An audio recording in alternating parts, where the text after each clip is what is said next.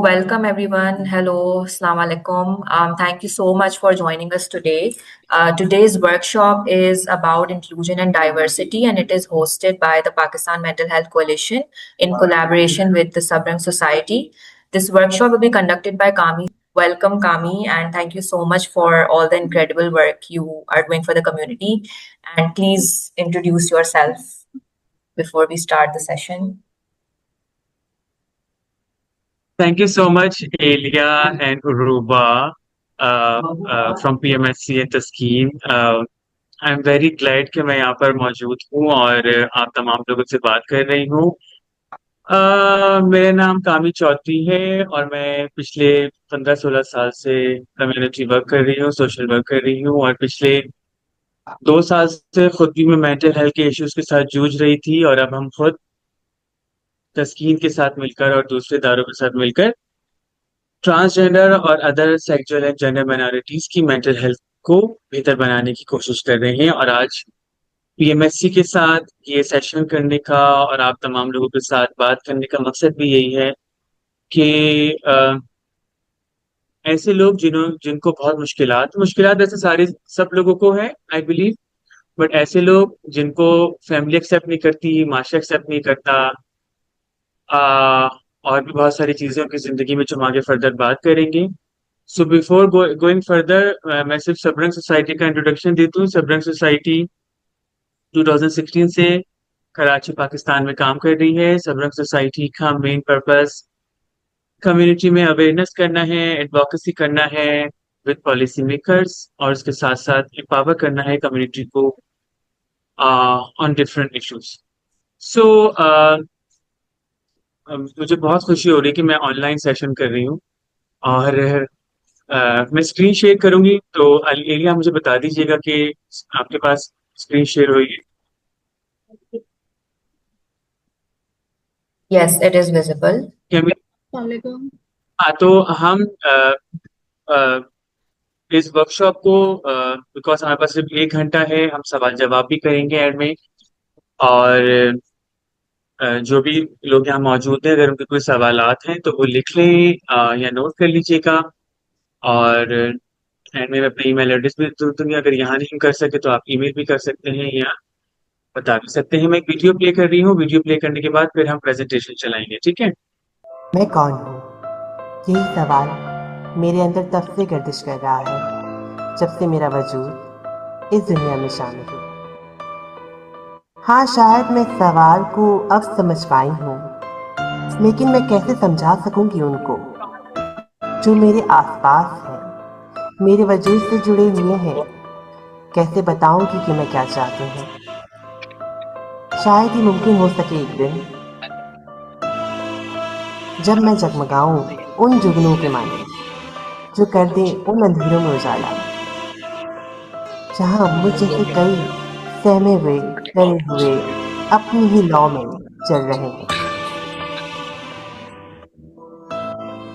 ये सिर्फ एक सुबह की बात नहीं, जब मेरी आंख खुली तो खुद को तस्वीर किया बिल्कुल आंसू। पर क्या ऐसा भी मुमकिन है? नहीं, लेकिन मैं तो हमेशा से ही यही चाहती हूँ। मैं देख रही हूँ कैसे बुझाए गए वो मासूम चिराग जिनमें कई जी भी ना पाए थे। एक बात का तो मगर इत्मीनान है कि अब अंधेरों से निकलकर मेरे लोग इस माशरे की जीरत में शामिल हैं। कोई जमाने आगाही की दुनिया में तो कोई सहाफत की दुनिया में एक उभरता हुआ सितारा है। मुझे याद है बचपन की वो यादें जब मैं अपनी बहनों के साथ खेला करती थी चिड़ियों से। मुझे अच्छा लगता था वो अपनापन, जब वो मुझे गुड़िया कह के पुकारती थी। वक्त गुजरता गया, सब भूल गए और मुझे मेरे अंदर ही तन्हा छोड़ गए। एक रात मैंने सोचा सब कुछ बयान कर दूं और फिर शायद मुझे खुद से आज़ादी मिल जाए। मैंने कहा मैं एक औरत हूँ जो हमेशा से ही कैद है और मेरे लिए ऐसे मुश्किल है जीना। सिर्फ सहारा ही मेरे लिए सब है, जो मुझे अपनों से और इस माशरे से चाहिए। और फिर मुझे चुप करा दिया गया, मेरी ख्वाहिशों को दबा दिया गया। मैं हमेशा सोचती हूँ, अगर मुझे मेरे आप से मिला दिया जाता तो आज शायद मैं भी इस माशरे का हिस्सा होती।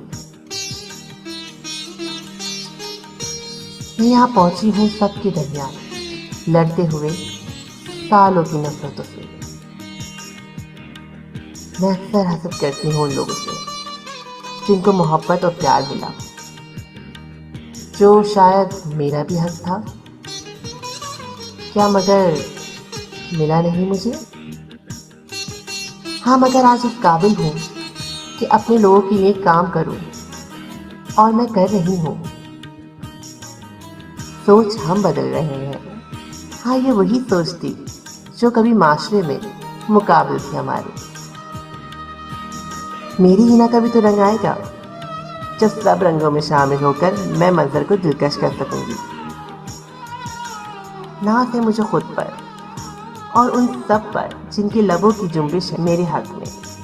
मैंने देखा है एक ख्वाब अपने असल में आने का, अपने अंदर समा जाने का, जगमगाने का, उस जुगनू की माने जो उजाला करेगी अंधेरों में।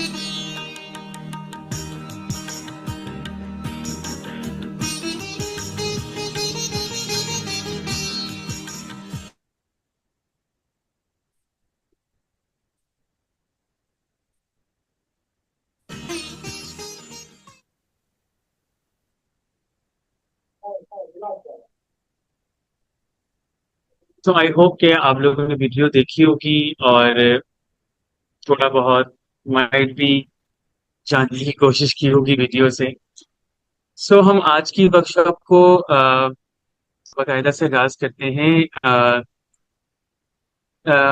ये वर्कशॉप तमाम मेंटल हेल्थ प्रैक्टिशनर के लिए है, तमाम प्रोफेशनल्स के लिए है, जो लोग अभी पढ़ भी रहे हैं या जो लोग फील्ड में काम कर रहे हैं और कई सालों से काम कर रहे हैं। और अगर वो ट्रांसजेंडर और दूसरी सेक्सुअल एंड जेंडर माइनॉरिटीज के साथ, अगर उनके पास वो क्लाइंट्स आते हैं या अगर वो उनके साथ काम करना चाहते हैं, तो उनके साथ वो कैसे डील कर सकते हैं। अ, आज हम इस बारे में बात करेंगे। और मैं ये प्रेजेंटेशन तस्कीन में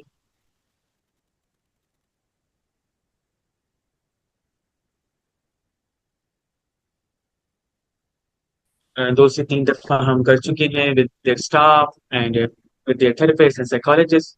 हम लोगों ने दे दिया है। हम जेंडर सेक्सुअलिटी के बारे में जानने की कोशिश करेंगे। अ, हम कैसे क्रिएट कर सकते हैं affirming therapeutic spaces, mental health challenges और राइट बेस्ड अप्रोच कैसी होनी चाहिए, और फिर हम कंक्लूजन की तरफ जाएंगे। जैसे मैंने पहले भी कहा था कि अगर कोई सवाल हो तो वो लिख सकते हैं, मतलब अपने पास लिख लें और एंड में पूछ लें या चैट बॉक्स में लिख सकते हैं, ताकि हम अ, बात कर सकें। हम आगे की तरफ जाते हैं। वी कैन कि जेंडर और सेक्सुअलिटी में क्या फर्क है। क्योंकि मोस्टली लोगों को लगता है कि शायद जेंडर और सेक्स या जेंडर और सेक्सुअलिटी में कोई फर्क नहीं है, ये एक ही चीज है। और इस हवाले से लोग शायद जानने की कोशिश भी नहीं करते हैं, जिसकी वजह से शायद बहुत सारे लोगों की जिंदगी में बिगाड़ आ जाता है। सो यहाँ पर एक स्टोरी है, मैं वो खुद पढ़ूंगी, आप लोग तमाम लोग गौर से सुनिएगा। फिर हम जानने की कोशिश करेंगे कि ये स्टोरी जो असद की है वो कौन है। Stage 1. Asad lives at home with parents in a small town outside Lahore. Asad is a good child, helpful in the home to mother, really interested in schoolwork, and a good student. Asad has hobbies such as playing football with the other children, reading storybooks, and cooking with mother. Stage 2. Asad moves to Lahore or city to go to high school. Asad's favorite subjects are maths and Urdu literature. Asad does well in school and win a scholarship to go to university. Asad is very active socially with music and dancing, and fall in love for the first time with best friend Harim. It is quite awkward since they both are teenagers and they don't know how to express their feelings, but they would keep in touch when Asad goes off to university. Stage 3, Asad moves to Islamabad. As a recent graduate, Asad gets a really good job in the city working for a management firm and is quite active in playing football in the neighborhood. Asad also fall in love with the captain of the football team, Imran. Wow. Stage 4, Asad is happily married with 2 children. Asad has one girl and a boy and has settled in Lahore. तो आप लोग chat में लिख सकते हैं कि आप तमाम लोगों को whoever is attending this meeting क्या लगता है कि असद का जेंडर क्या है और असद की सेक्सुअलिटी क्या है यहाँ पर।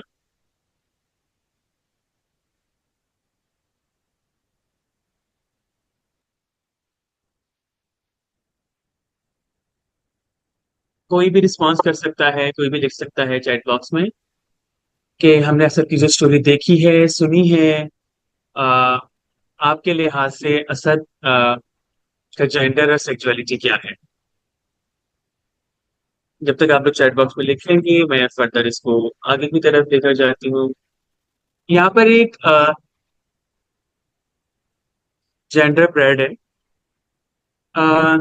आई बिलीव जो लोग भी sexual and gender diverse group के साथ काम करना चाहते हैं, अगर हम इस ग्रुप को थोड़ा सा और तोड़ने की कोशिश करें तो हम आम टर्मिनोलॉजीज में या वैसे LGBTQ कहते हैं, पर हम क्योंकि पाकिस्तान के अंदर हमें और भी बहुत सारे मसले मसाइल हैं तो हम sexual and gender diverse group कहते हैं। आई बिलीव कि जो भी लोग इस कम्युनिटी के साथ काम करना चाहते हैं या कर रहे हैं उनके पास ये जेंडर ब्रेड पर्सन होना बहुत जरूरी। इससे अंदाजा होता है कि अ, इससे अंदाजा होता है कि जेंडर ब्रेड पर्सन आइडेंटिटी कहाँ है, ओरिएंटेशन कहाँ है, एक्सप्रेशन कहाँ है और सेक्स कहाँ है। अ, अमूमन जब भी मैं वर्कशॉप करती तो लोगों से पहले पूछ लेती कि उनके लिहाज से जेंडर कहाँ पर है या उनको क्या लगता है कि सेक्स कहाँ पर है। पर ये जेंडर ब्रेड आपको बहुत वाज़ेह तरीके से बता रहा है कि हमारी जो जेंडर आइडेंटिटी है ना वो दिमाग में है। मैं अपनी पर्सनल एग्जांपल शेयर करूंगी। एक दफा मेरे भाई ने मुझे बहुत मारा तो मैंने उसको कहा कि अगर तुम मुझे सूली पर भी लटका लोगे तो मैं कहूंगी कि मैं ट्रांसजेंडर वुमन हूँ, बिकॉज उसका ताल्लुक मेरे दिमाग से है, मेरे किसी बॉडी पार्ट से, मेरे किसी और चीज से नहीं। सो ऐसे लोग हमारे पास आते होंगे प्रोफेशनल के पास जो कि मुख्तलिफ जेंडर आइडेंटिटी के साथ होंगे, ना वो मर्द होंगे ना वो औरत होंगे, या तो ट्रांसजेंडर होंगे या जेंडर क्वेयर होंगे या नॉन बाइनरी लोग होंगे। तो हमें ऐसे लोगों को भी एक्सेप्ट करना है जिस तरह वो आ रहे हैं। उसके अलावा सेक्स टांगों के दरमियान है, it's between in the legs, और इसका ताल्लुक ये बहुत पर्सनल चीज है। इधर के सेक्स के बारे में लोग खुल के बात, अपने सेक्स के बारे में खुल के बात करें ना करें। प्रोफेशनल सेटिंग्स में जो गवर्नमेंट लेड इंस्टीट्यूट हमने देखे हैं वहाँ पर तो बहुत सारे डिस्क्रिमिनेशन है, वहाँ पर बहुत सारे मसले मसाइल हैं। बट मैं खुद आगा खान जाती हूँ अपने आप को दिखाने के लिए, तो वहाँ क्योंकि बड़ा दायरा है, अच्छे पैसे लेते हैं, तो डिस्क्रिमिनेशन नहीं होगी और कोई स्टिग्मा नहीं होगा और उनके साथ कोई ऑल फॉल बात नहीं की जाएगी। इवन रिसेप्शन पे भी उनके साथ बेहतर तरीके से डील किया जाए। और जो हम कपड़े पहनते हैं, जो हम दिखावा करते हैं, वो हमारा जेंडर एक्सप्रेशन होता है। आइदर कि वो मैस्कुलिन बहुत हो सकता है, फेमिनिन हो सकता है और एंड्रोजनस हो सकता है। पर इसका ताल्लुक हमारी कोई आइडेंटिटी या सेक्स से नहीं। किसी शख्स का भी किसी एक ट्रांसजेंडर का, ख्वाजा सरा का ताल्लुक जो है वो कोई भी कपड़े पहन सकता है और वो कोई भी कपड़े पहन के बता सकता है कि उसकी जेंडर आइडेंटिटी क्या है। हमें उसको उसी तरीके से एक्सेप्ट करना है। उसके अलावा ओरिएंटेशन, ये सेक्सुअलिटी असद क्या सोच रहा था, अपने दिल से सोच रहा था कि एक वक्त में उसको हरीम से प्यार हुआ, फिर अपने कैप्टन से हुआ और फिर उससे शादी कर ली। तो सेक्स, सेक्सुअलिटी और जेंडर बहुत फ्लूइड है, और जो शख्स जिस तरह हमारे पास आ रहा है हमें उसको उस तरीके से ही कबूल करना है।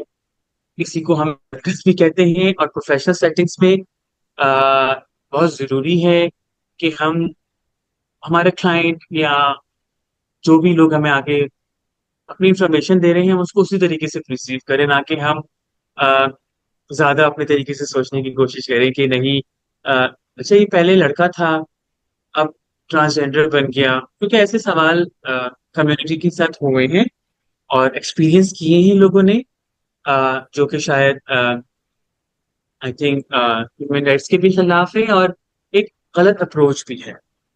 सो ये जेंडर ब्रेड को अ, पढ़ना बहुत जरूरी है, देखना बहुत जरूरी है, आपके पास आपके टेबल पर मेरा ख्याल है होना बहुत जरूरी है। ठीक है। हम, आई होप कि यहाँ तक तमाम लोगों को समझ में आ गया होगा। मैं जितना स्लो लेकर चलना चाह रही हूँ उतना चलती हूँ, अदरवाइज मैं बहुत तेज तेज बोलती हूँ। अ, मैं चाह रही हूँ कि मैं इसको और स्लो स्लो लेकर चलूँ। एलिया बीच में मुझे टोक सकती हैं अगर कोई और बात करनी हो या कोई और मसला हो रहा हो। ठीक है।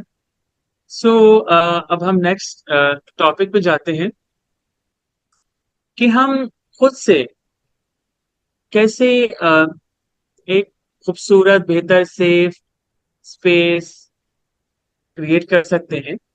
वैसे तो हम इसमें रोल प्ले कराते हैं, बट यहाँ पर मैं कुछ चीजें डिस्कस कर लूंगी आप लोगों से, ताकि हमें रोल प्ले कराने और ताकि हम सेशन को बाकायदगी से जारी और जारी रखें।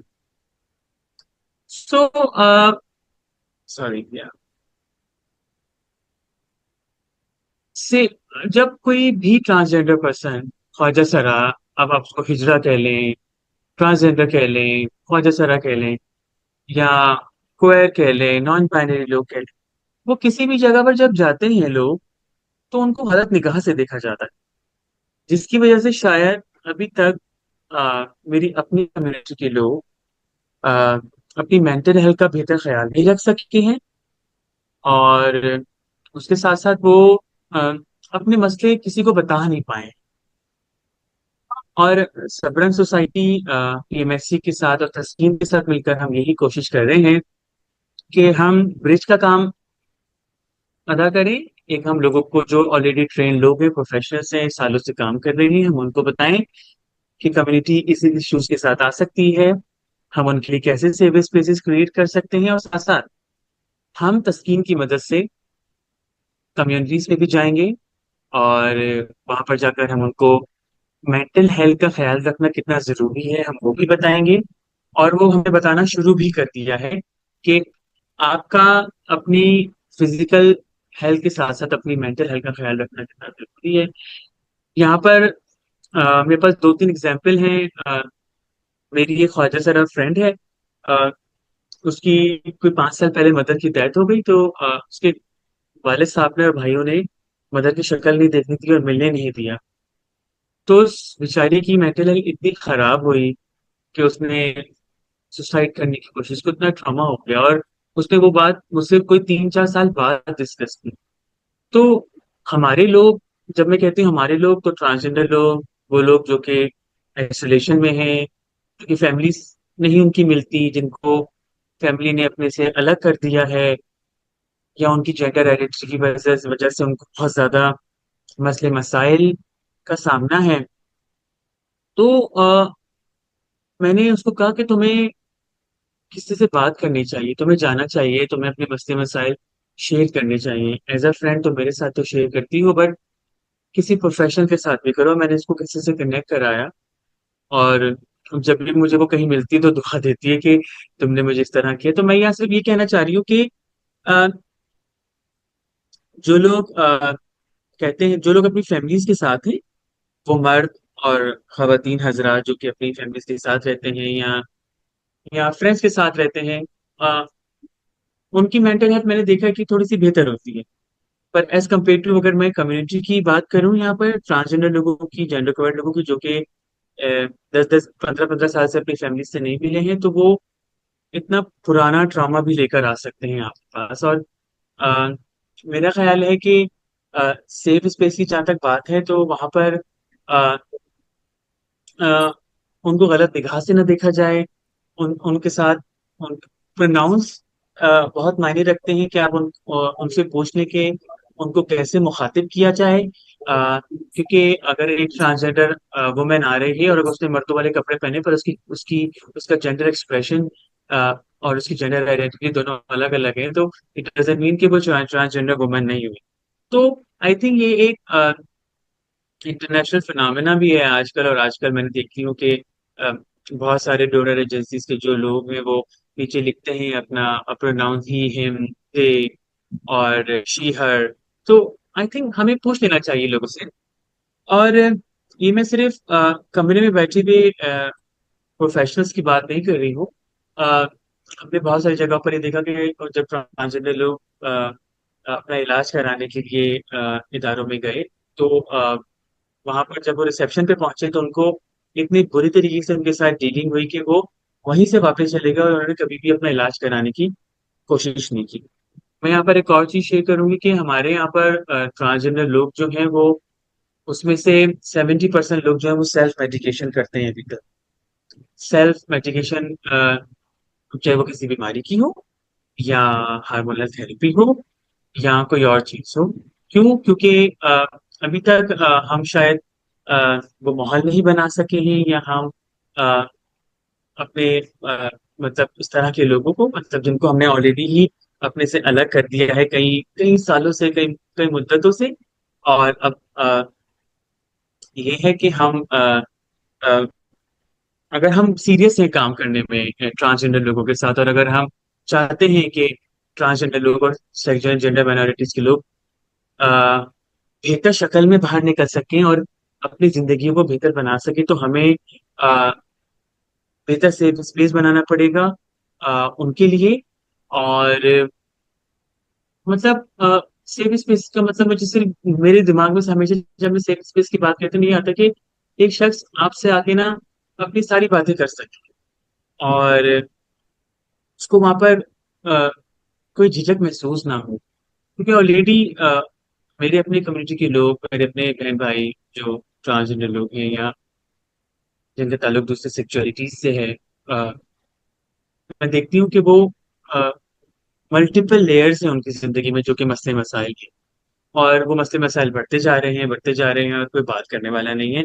बट मैं दोबारा ही कहूंगी कि आई एम वेरी ग्लैड कि one of our contact point card जो है सबरंग से, उन्होंने तस्कीन से रब्ता किया, मिलकर से रब्ता किया, और वकार की स्टोरी वो भी आई, और लोगों ने पसंद भी किया। और फिर हमने इस प्रोसेस को आगे की तरफ ले जाना शुरू किया, क्योंकि एक कम्युनिटी बेस्ड ऑर्गेनाइजेशन ही बता सकती है कि कम्युनिटी की नीड्स क्या है।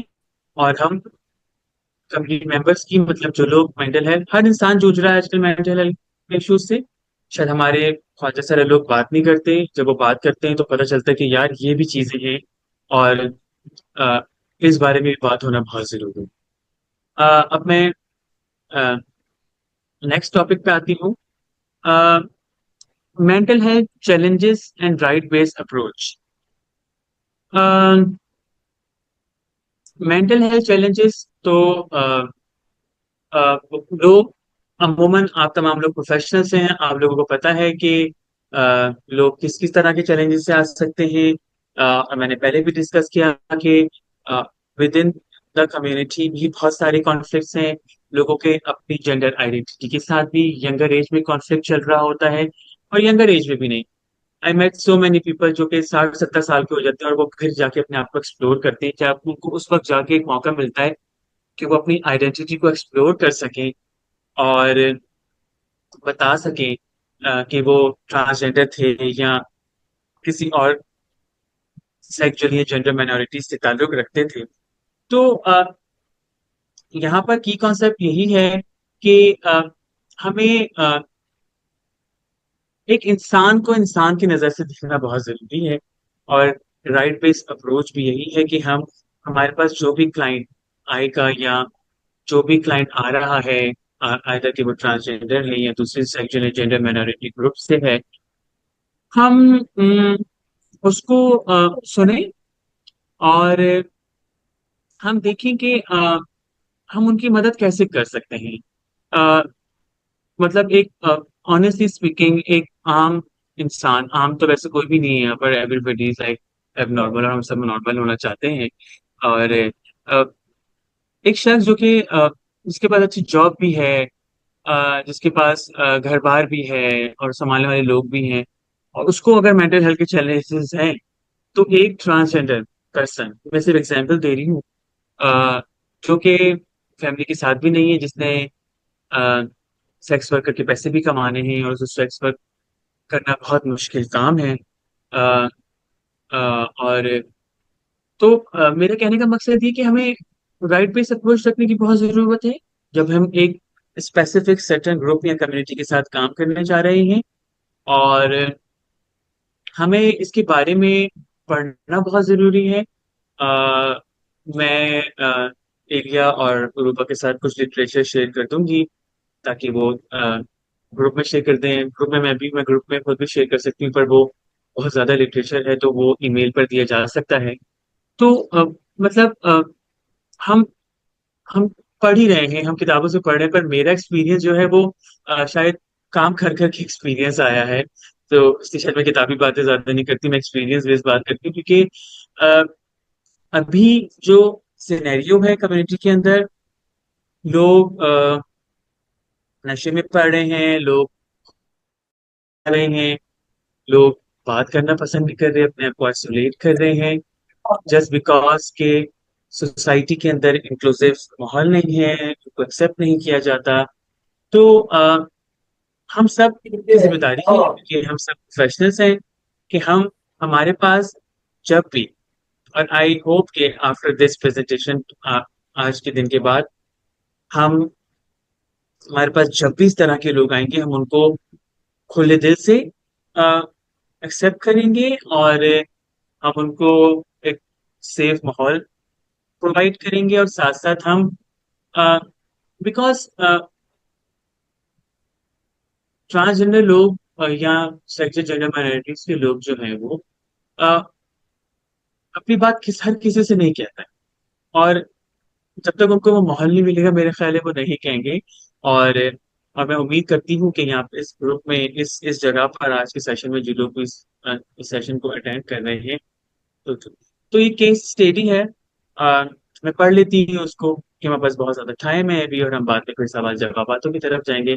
सवाल किसी भी तरीके का हो सकता है, एंड में ट्रांसजेंडर्स के बारे में, आइडेंटिटी के बारे में, जेंडर डेस्फोरिया के बारे में, एलजीबीटीक्यू के बारे में, तो हम वो जरूर करेंगे। केस स्टडी है वो मैं ही पढ़ लेती हूँ। Zara, a 21-year-old trans woman, recently moved to a new city for university. She has been experiencing frequent panic attacks and sought support from the university mental health center. At her first appointment, the intake form only offer male and female checkboxes. When she writes trans woman next to the form, the receptionist laugh and say just pick whichever on your ID. During the session, the psychologist continued to use Zara tag name and male pronoun, even after she gently corrects him when Zara tries to talk about her struggle with gender dysphoria and loneliness. The therapist tell her maybe it's just a phase. You're still figuring yourself out. Zara leave feeling invalidated, ashamed, and unsure if therapy is a safe option. She has since stopped attending classes and hasn't reached out for help again. So, ये सबने case study देख ली कि Zara जो कि मदद चाहती थी, पर उसके साथ किन किन जगहों पर कैसे कैसे डिस्क्रिमिनेशन हुई, और अ, और उसने क्या क्या फेस किया, जिसकी वजह से शायद उसने स्टॉप कर दिया अपनी क्लासेस लेना। तो ये होता है और हो रहा है, और आई थिंक ये एक परफेक्ट एग्जाम्पल है कि हम अगर इसके अपोजिट चीजें करेंगे तो शायद लोगों की जिंदगी बेहतर हो सकती है, और लोग खुशहाल जिंदगी गुजर बसर करने पर आमादा हो सकते हैं। मेरी तरफ से बहुत बहुत शुक्रिया, और हम सवाल जवाब कर सकते हैं।